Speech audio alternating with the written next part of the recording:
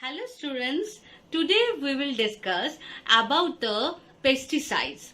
Also we will discuss about the aquifers, the hydraulic gradient and the wastewater treatment. So let's start the class.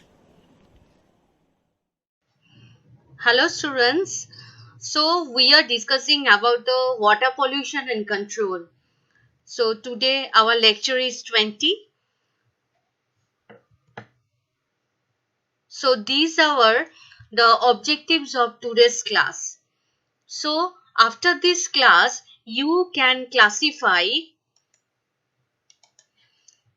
the pesticides. So today we will discuss about the pesticides. You can define the aquifers and hydraulic gradient. You can state the Darcy's law. You can know about the Darcy's law, and at last you can know the process of wastewater treatment, which is very important. These are the some of the recapitulation of previous class. In the previous class we have discussed about the alkalinity of water, the eutrophication, and also the biochemical effects of heavy metals. These are the topics that we have discussed. Okay, so this is a very quick review.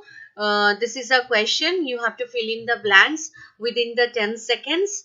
And the question is, Itai disease is caused due to the presence of, here you have to write down your answer. So your time starts now.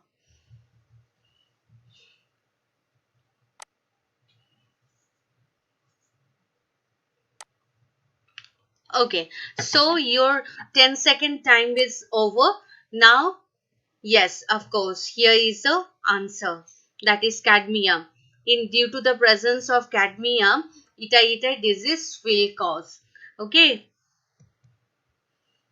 So these are the chemical parameters that we are discussing about, like pH, chemical oxygen demand, dissolved oxygen, BOD, total hardness, and last day we have discussed about the heavy metals and alkalinity. So this is the alkalinity. Actually, alkalinity is causing due to the presence of bicarbonate, carbonate, and OH minus. All of you now you know the matter. Okay, now this is the eutrophication, very important. Okay, eutrophication, generally what will happen due to our activity, due to the water pollution, the amount of nutrients, the enrichment of nutrients will cause the eutrophication. Okay, while the in water the nutrients will enrich, that time what will happen, the algae, some of the phytoplanktons, their the growth of that plants will be rapid. So what will happen, while total water body will be covered by the plants, they will absorb the consume the water, dissolve oxygen. So thus the level of the dissolved oxygen will decrease, and which is very harmful for the aquatic lives, other aquatic lives. Okay, whatever we have. So this process is called by the eutrophication. So these are the some of the causes of eutrophication, like use of fertilizer, excessive fertilizer, detergent, wastewater, mixing of the wastewater into the water body. Okay, so these are the all causes of the eutrophication. Now we have discussed about the biochemical effects of heavy metals. Generally, you have in your syllabus, that is arsenic, cadmium, mercury, and lead, and all these the sources of all these heavy metals are generally the industry and factory. They are mixing to the water. Okay, so these are the some of the biochemical effects of mercury. Generally, with the heavy doses, we can have the kidney damage, we can have the respiratory failure. Okay, yeah, this is the biochemical effect of lead. If we consume lead, contaminated water, that time we will have this type of problems. Lead can inhibit the synthesis of hemoglobin. It can interfere with the normal development of children's brain. Now cadmium. So generally with the presence of cadmium or cadmium contaminated water, if we consume, we can have this type of disease that is called itai. Earlier you have already told us. And cadmium is generally enter into our food chain through the seafood, through the organ meats. Okay, so we can have kidney disease because as the excessive cadmium can be stored into our liver and kidney. Next is the biochemical effect of the arsenic. Generally arsenic 3 is more toxic than the arsenic 5, as what will happen excuse me. These metals having the tendency to bind up with the sulfur atoms, and which we have in the enzymes, okay, which we have in the proteins. So while we are taking that arsenic 3, it can bind up with the enzyme, it can bind up with the proteins, and which will be very harmful. So these are the some pictures of the arsenic contaminated water. If we touch, our skin is exposed to the arsenic contaminated water, that time we can have this type of problems. Generally these are called by Blackfoot disease. Okay, so these are the biochemical effects of the heavy metals. Now today we will discuss about the pesticides. Okay, so all we know that we are using the pesticides generally for destroying the unwanted life forms, but pesticides are very poisonous. Okay, so we have to use the limited amount of pesticides, otherwise it will excessive amount will discharge into the water, and that water will be polluted, and then if we consume that water, that will be very much harmful for us. Okay, so pesticides can be classified by the based on its use and chemical structure. Like insecticides, the pesticide which can kill the insects, that is insecticides. Okay, like some of the organophosphorus, carbamates are used generally as the insecticides. We have another classification, that is fungicides. Fungicides means fungus, it can kill the fungus. Okay, like dithiocarbamates, generally cupric salts, they are all using as a fungicides. Now rodenticides are actually they are killing the rodents, rat like animals. Okay, so fairness will be used for as the rodenticides. Next is fumigants. Fumigants means whatever we are using pesticides as a fumes. So that is called fumigants, like aluminum zinc phosphate, okay, methyl bromide. So these are all examples of the fumigants. And herbicides all you know, that is biperidyls. They are using as the herbicide, and insect repellent, that is diethyl, DEET. Okay, so these are all the classifications of pesticides. Now control. So how we can control this pollution with which will take place with the help of the pesticides. First of all, we have to use the pesticides in very limited amount. Most water pollution does not come from the normal correct uses of pesticides. Okay, actually while we are using excessive amount, that time only water will get polluted. So pesticide use of pesticide and fertilizers with less potential for surface runoff or leaching. Next, what we can do, we can first test our soil, otherwise test our soil to determine that actually the fertilizers, actually the pesticides are needed or not. That we have to first determine. Okay, and always we should calibrate our pesticide application devices to ensure that the correct doses is being applied. And second, and at last we have to prevent the pesticide spills or leaks from the application equipment. Very important. Okay, so these are the some of the control measurement which we can apply to prevent the water pollution by the pesticides. Okay, next topic is aquifers. What are the aquifers? Generally, aquifers are the saturated zone. This zone is called by the aquifers. This is the four layers of the groundwater.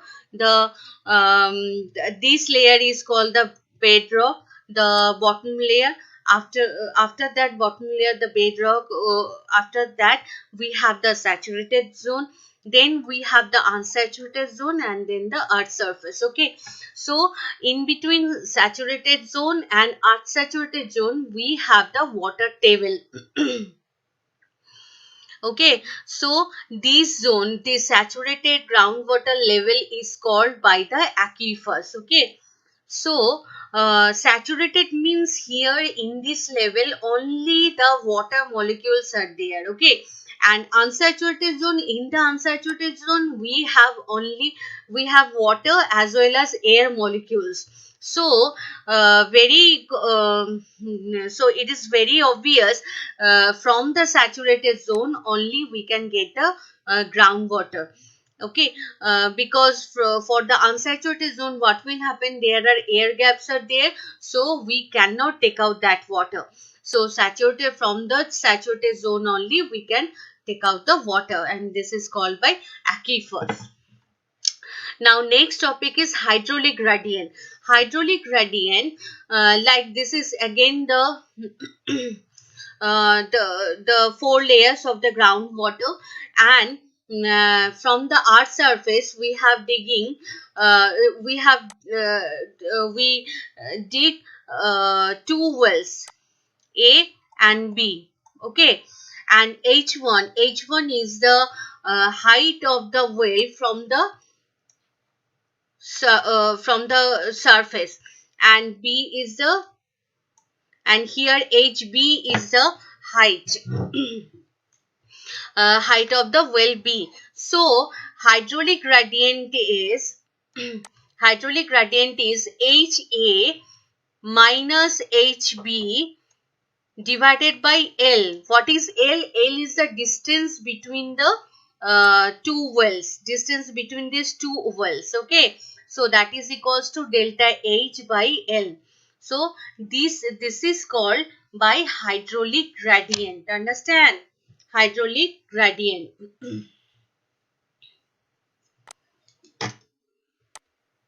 Okay, next, Darcy's law. According to the Darcy's law, we can know the what will be the flow rate of the water. So, according to this law, the flow rate of water, that if we consider it as a Q, so Q is proportional to the cross sectional area A multiplied with the hydraulic gradient, that is dH by dL. So Q equals to K into A dH by dL, where Q equals to, you all know, that is the flow rate of water. K equals to the proportionality constant, and it can also called by the hydraulic conductivity or coefficient of the permeability. And dH by dL is the hydraulic gradient. Okay, so according to the Darcy's law, the flow rate of water always proportional to the cross sectional area and to the hydraulic gradient. Now only this law can be valid if the flow will be streamlined and the surface will be porous with coarse grains. Okay, so if we have two conditions, if these two conditions are satisfied, that time only the flow rate of water will follow the Darcy's law. Okay, next topic is wastewater treatment, which is very important. Okay, so now at last, this is the last topic. of this chapter. So wastewater treatment. Now in wastewater treatment we have three steps. One is primary treatment, one is secondary treatment, one is tertiary treatment. In primary treatment, generally we remove the large particles like sand particles, like clay particles, oil, okay, and also we can remove the microorganisms from this primary portion. Next, secondary treatment. Here we can remove the biodegradable waste or organic waste, and the last step, that is the tertiary treatment, that we can in tertiary treatment the remaining particles can be removed. So only in your syllabus you have the primary about the detail about the primary treatment. You don't have in detail the what are the process, what are the instruments we are using in the secondary treatment and also the tertiary treatment. In secondary treatment, generally we use trickling filter, rotating biological contractor and the sludge process. These three we can use, okay. And tertiary treatment, generally we use activated charcoal, because activated charcoal can absorb most of the things. That's why after all this primary and secondary treatment, the water is passing through the activated charcoal so that the remaining particle can be removed. Now we will discuss about the steps of the primary treatment. So these are the whole schematic diagram of the primary treatment. So first primary treatment, first we should do screening. Screening means what we use generally in this step, we use some of the metal bars. So through this metal bars are vertically aligned. Through this metal bars the water is passing. So what will happen, to some extent some of the some of the large particle will be screened through this metal bars. After that we have the coagulation procedure. Coagulation means like it is applicable for the colloidal system. Colloids means while in the water we are having the sand particles, the dust particles, they are not dissolving into the water, they are making the suspensions, okay. Now what will happen if we use some of the electrolytes? What will happen, all the dust particles, the sand particles will be discharged, neutralized, they will accumulate and they will precipitate out. This process is called coagulation. That means separation of the dust particles, unwanted particles from the water molecules. That is called by coagulation by the electrolytes. Generally we use the alum, okay. Alum means potassium sulfate, aluminum sulfate, 24H2O. So generally for the coagulation system we use the electrolytes, okay. Next we have the sedimentation. Sedimentation means after the coagulation process, next we what we have to do, we have to just keep the water in a tank for a long time so that all the precipitation will be settled down, okay, for complete precipitation. Next we have the sand filtration process. Sand filter, generally we use sand filter when that means there are so many layers will be there. At the bottom layer the smaller stone chips are there, and at the while you are going above, so you will get the bigger size stone chips, okay. So this is the sand filter. While the water will be passing through the sand filter, what will happen, all the precipitation will be stuck into the filter and you will get the fresh water.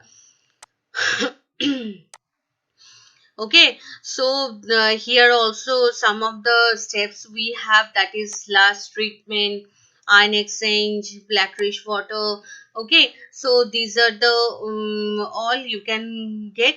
And after all, what we have to do, one more thing we have to do, that is a disinfection process. Disinfection process means here what will happen, first of all we have to use the chlorine, or we have to use the ozone.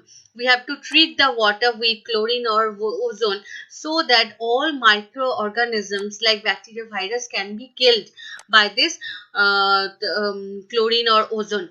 Okay, so this is the disinfection procedure, and this is the total whole primary treatment. Next, after the primary treatment, then we will follow the secondary and tertiary treatment for the total students. So this is all about our today's class, and today is the last chapter of the water pollution. So that's why some of the questions we will discuss.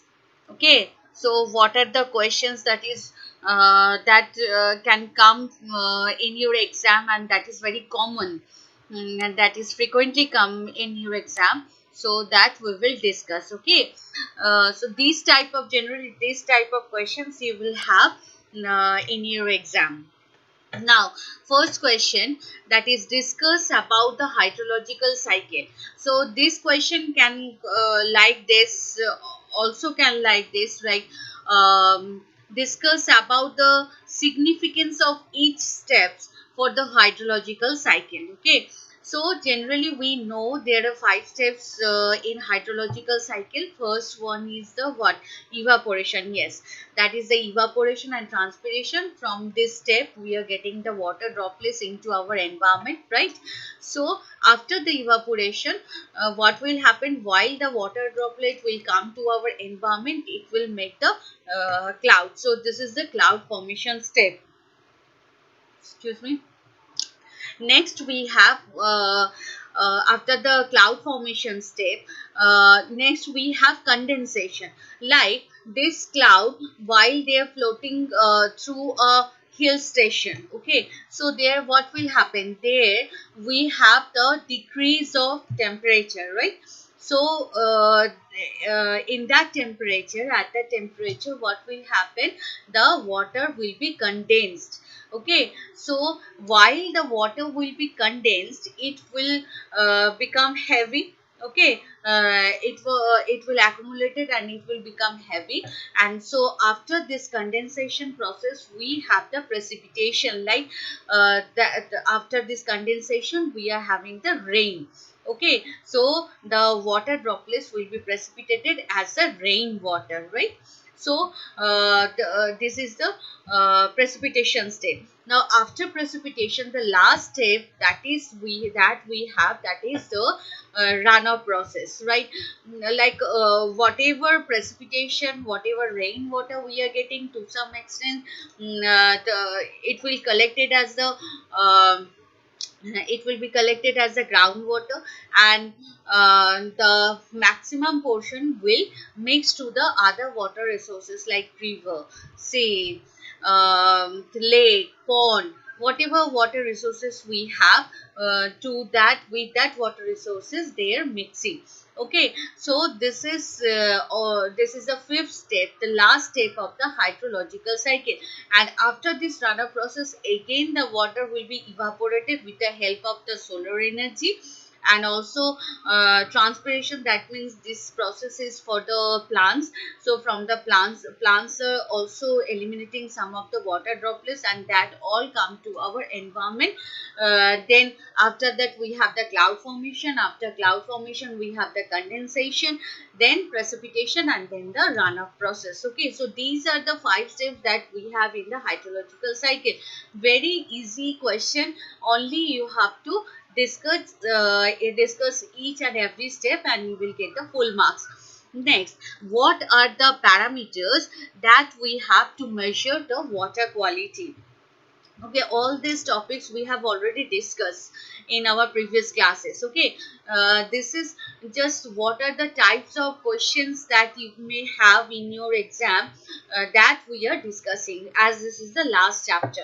Okay, so what are the parameters? Like for the, if you are given 1 glass of water, so what are the parameters you will check before consuming that water? Yes, first of all we have to check the pH. The pH of the water. If it is acidic pH, that means the neutral pH will be the 7. if it is below 7, that is acidic range, right? If it is above 7, it is basic range. So acidic water and basic water we cannot consume, right? Okay, next we have to check the hardness like calcium. While we have in our water calcium chloride, calcium carbonate, calcium sulfate, or magnesium chloride, magnesium sulfate, magnesium carbonate. So all these are responsible for the hardness of water. Generally there are two types of hardness we have. One is temporary hardness, one is permanent hardness. So hard water we cannot consume or we cannot use for any purpose, for any industrial purpose, for any domestic purpose. Only we have to first remove the hardness, and that time only we can use the water. Next parameter is the dissolved oxygen, the amount of dissolved oxygen. We have the two terms, that is the BOD, and next one is the COD. BOD means biological oxygen demand and COD means chemical oxygen demand. Okay, so these are the also some important parameters that we have for the to measure the water quality. Okay, so these are the some of the parameters. The next question, that is define BOD and COD with reactions. What is the relation between BOD and COD? This is very important question. Okay, so that's why I'm not defining the BOD and COD in the previous question. So define BOD and COD. Generally biological oxygen demand, that means in water whatever biological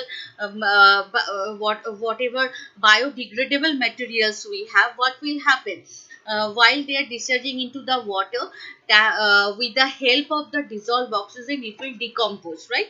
It will decompose into carbon dioxide and the H2O, water molecules, right? So what will happen for their decomposition, whatever oxygen, dissolved oxygen we require, that is called by the BOD.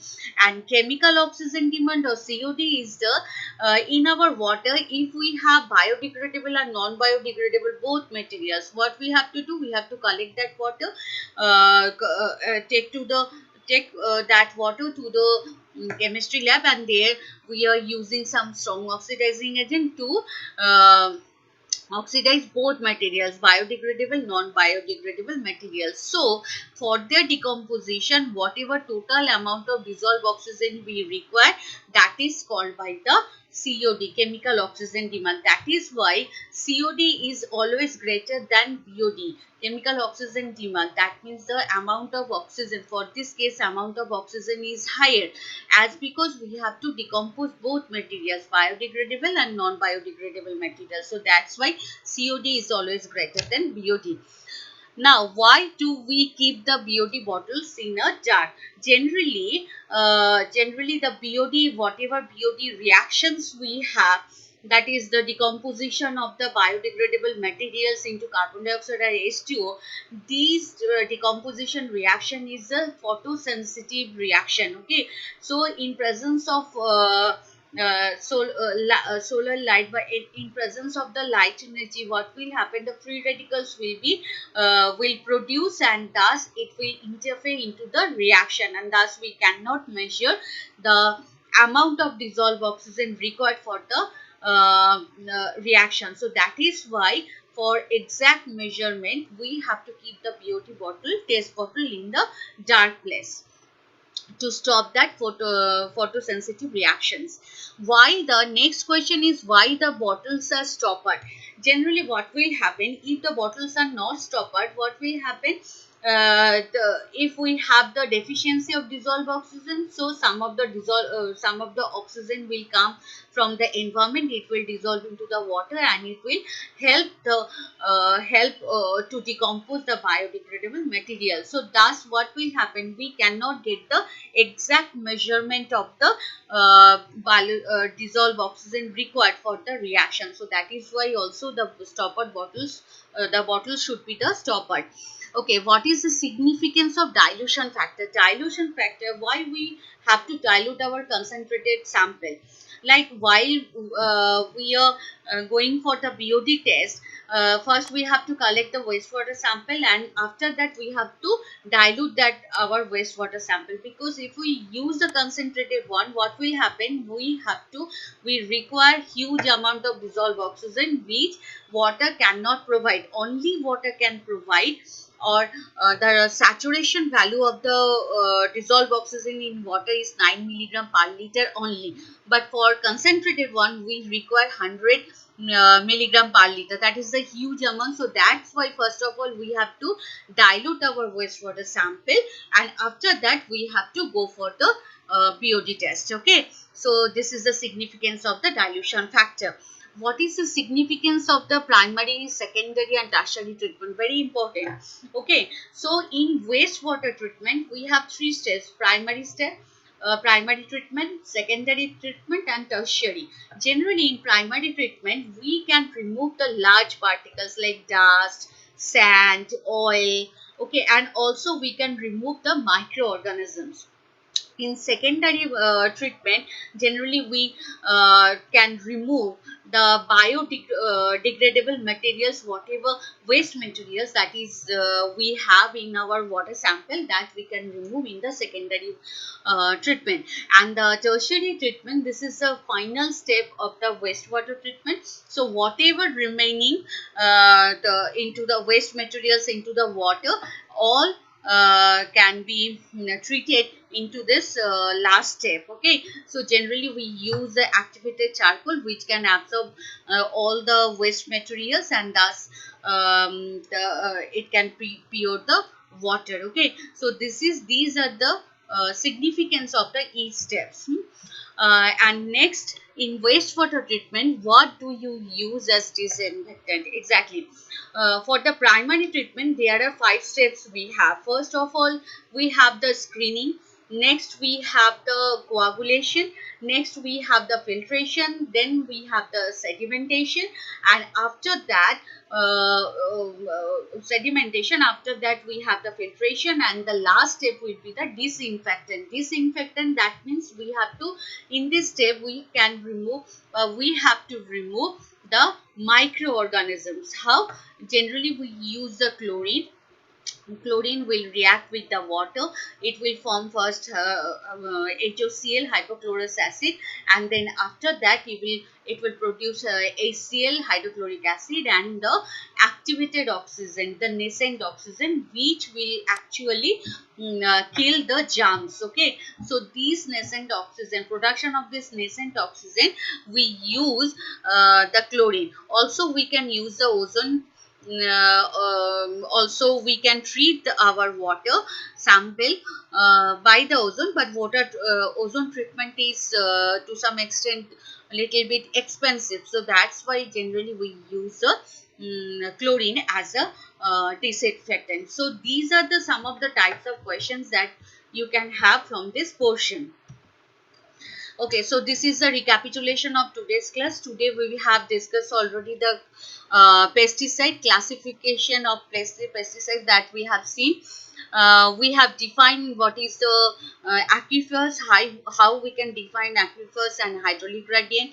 We have stated the Darcy's law, what do you mean by Darcy's law, and also we have seen how we can treat our water sample, treat the wastewater sample. Okay, so these are the some of the topics that we have discussed today. So please students, follow my classes regularly, and I have given one assignment, so please submit it within the time. And thank you students, and see you in the next class.